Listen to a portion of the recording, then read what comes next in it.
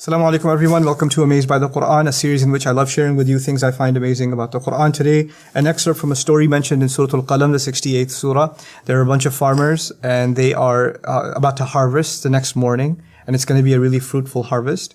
And they want to make sure that they go early in the morning before poor people wake up, because the poor people in the village also know it's harvest day. So they're going to show up outside the farms and outside the gardens, hoping that they can throw some fruits their way, give them some of it, and receive some charity. So they make a scheme that they're going to try to get there before any of the poor people show up. And so the language is, أَلَّا يَدْخُلَنَّهَا الْيَوْمَ عَلَيْكُمْ مِسْكِينَ.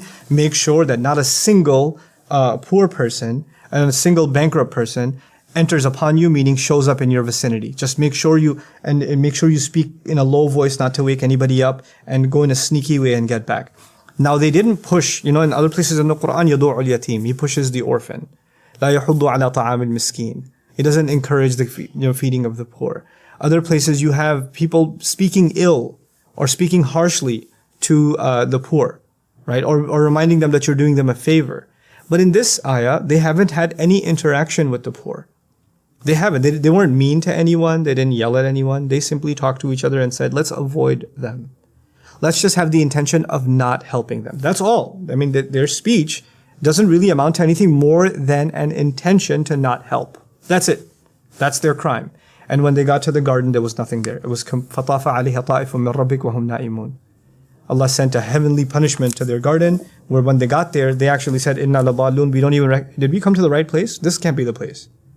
Wait, this is our place? How are we made bankrupt? In other words, their denial, in their hearts, their desire to deny the bankrupt landed them becoming bankrupt. Be careful how you think about those in need. If you just simply think about them as a nuisance, that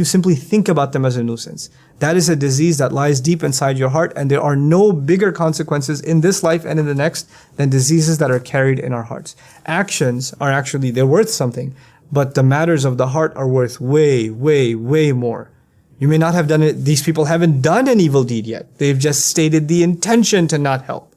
But that intention itself is enough to enrage Allah, when that intention was made with such commitment.